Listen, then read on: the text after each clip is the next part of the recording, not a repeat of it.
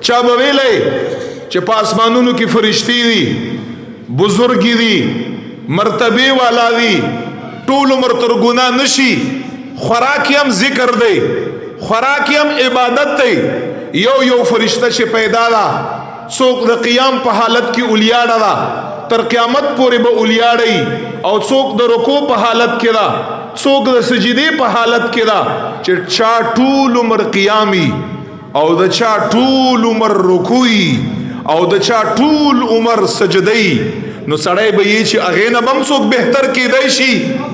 نو په اسمانونو کې فرشتیو، بیا جبرائیلو، بیا میکائیلو، بیا اسرائیلو، بیا اسرافیلو، چې دا د ټولو فرشتو مشرانی دي، او بیا په ټولو کې بهتره جبرائیل علیہ السلام دی چې دا د فرشتو رسول دی د ټولو فرشتو. نو چا به په ذهن کې دام راتلی چې په ځمکه کې خو یې بزرګي ثابت شوه، خو په اسمانونو کې به دا افضلی.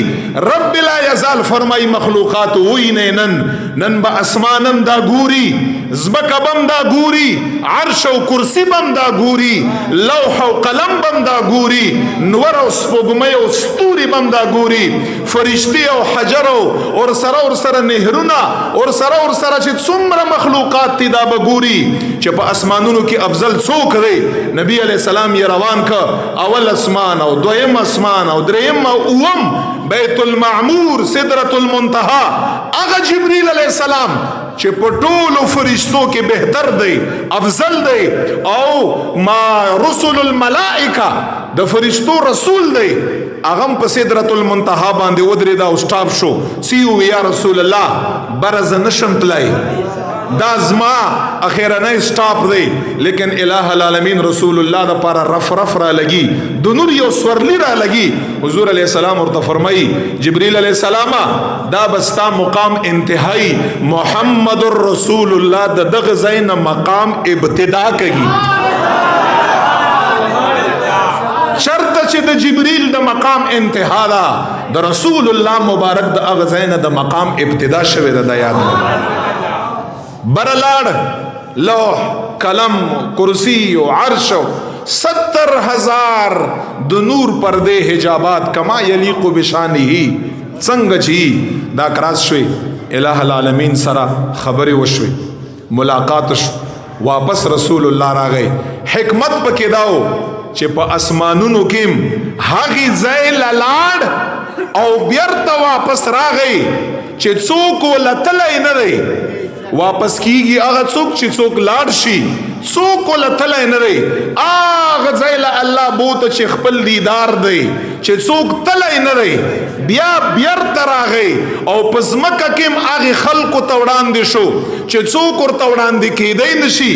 نو حکمت پکې دا دی په معراج واقعه کې چې دا د الله تعالی اعلان دی چې اسمانونو خلق و مخلوقات واوري، په تاسو کې بهتر هم رسول الله دی، د ځمکې خلق واوري، په تاسو کې بهتر هم رسول الله دی صلی الله علیه وسلم.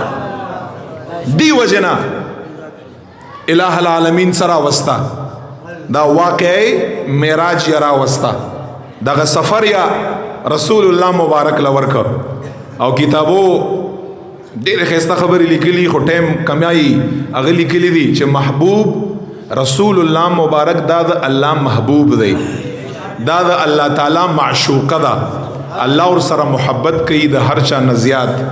ګوره الله تعالی ټولو نه غټه مهرباني څه ده تاسو ته پته ده؟ ټولو نه غټه مهرباني ادا ده چې خپل محبوب یزان ته وباله اور سره وګړېده، ځان سری ایثار نه کور نه ځان سره په کار د چې ایثار کړی وي. محبوب څوک چاله ورکوي؟ لاړ ځان یې ورته وښوده، خبرې ور سره وکړې کما یلیق بشانه، ځان سری ایثار نه که. غټه مهرباني د الله دا چې محبوب ورغلی ځان سری ایثار نه که، بیرته ما وتا ته راولېږه. خیر دی. نو دینم دا پته لګي چې د رسول الله مبارک امت سره الله تعالی ګوره ډېره مینه که. څوک انسان خپل محبوب چا ته را پرېږدي چې چا سره یي بس یې چې ما سره یي، خو ما او تا ته را پرېښوده بیا یې هم راوسته.